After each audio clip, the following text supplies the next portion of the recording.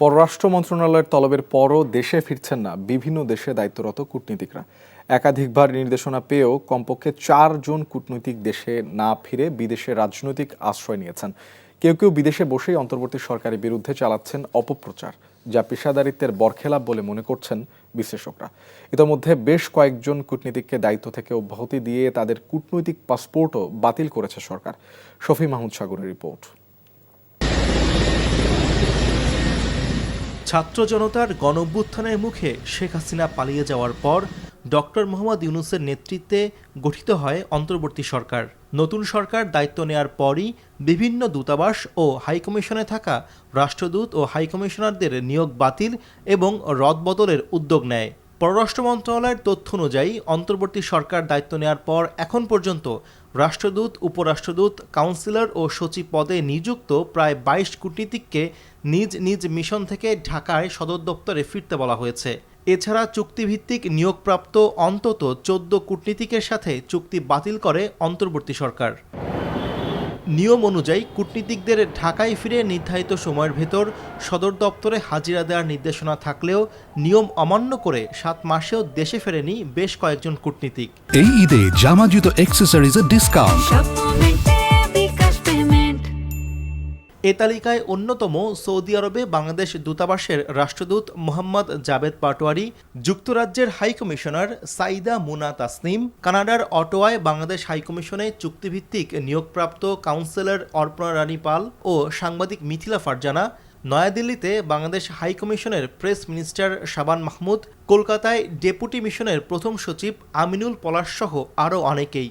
এ সকল কূটনীতিক ভারত, যুক্তরাজ্য, যুক্তরাষ্ট্র, কানাডা সহ বিভিন্ন দেশে রাজনৈতিক আশ্রয় নিয়েছে বলে জানা গেছে। মন্ত্রণালয়ের নির্দেশ অমান্য করে সর্বশেষ আলোচনায় আসেন মরক্কোয় নিযুক্ত বাংলাদেশের সাবেক রাষ্ট্রদূত মোহাম্মদ হারুন আল রশিদ। গত বছরের 11 ডিসেম্বর মরক্কো থেকে প্রত্যাবর্তন ও অনতিবিলম্বে মন্ত্রণালয়ে যোগ দেওয়ার নির্দেশনা পাওয়ার পরও তিনি নিজ পদে বহাল থাকেন। 27 ফেব্রুয়ারি দায়িত্ব ত্যাগ করে দেশে ফেরার পরিবর্তে কানাডায় গিয়ে অন্তর্বর্তীকালীন সরকার এবং সরকার প্রধানের বিরুদ্ধে সামাজিক যোগাযোগ মাধ্যমে লাগাতার বিষোদাগার করে যাচ্ছেন। ফেসবুকে তিনি অন্তর্বর্তীকালীন সরকারকে অবৈধ বলার পাশাপাশি অপবাদ এবং অপপ্রচার চালিয়ে যাচ্ছেন। সরকারের গুরুত্বপূর্ণ দায়িত্বে থেকে কূটনীতিকদের এমন আচরণে বিস্মিত সাবেক রাষ্ট্রদূত AKM আতিকুর রহমান।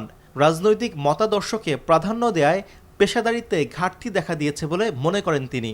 এটি প্রথম মনে হয় বিশেষ ফরেন সার্ভিস ক্যাডারের একজন অফিসার এইরকম কাজটা করলো। তো কূটনীতিক জীবন তো যা আমরা এক জায়গা থেকে আরেক জায়গায় পোস্টিংয়ে যাই, আসি, আবার যাই, আবার এটি চলে, স্বাভাবিক চলে আসছে। এই ব্যতিক্রম দেখলাম একটা, আরও অনেক কিছু মানে ঢাকায় ডেকে আনা হয়েছে, তারা ফিরে এসেছে, কেউ রিটায়ারমেন্টে চলে গেছে, কেউ অন্য দেশে আবার পোস্টিংয়ে যাবে।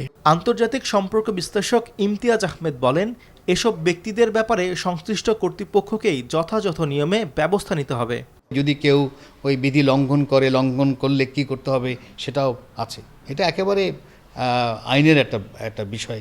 কারণ একজন শিক্ষক যেভাবে কথা বলতে পারে, স্বাভাবিকভাবে সরকারি অফিসার হিসেবে কথা বলতে পারে না। কারণ সরকারি অফিসার রীতিমতো সরকারের অধীনে কাজ করেন এবং সরকারের কাজটা ইমপ্লিমেন্ট করেন। পররাষ্ট্র মন্ত্রণালয় ইতোমধ্যে হারুন আল রশিদ এবং তার পরিবারের কূটনৈতিক পাসপোর্ট বাতিল করেছে। একইভাবে রিয়াদে বাংলাদেশ দূতাবাসের কনসুলার রাকিবুল্লাহ, জাপানের সাবেক রাষ্ট্রদূত শাহাবুদ্দিন ও তার পরিবারের সদস্যদেরও কূটনৈতিক পাসপোর্ট বাতিল করেছে সরকার। শফি মাহমুদ সাগর, NTV নিউজ, ঢাকা। এই ঈদে জামা জুতো অ্যাক্সেসরিজের ডিসকাউন্ট।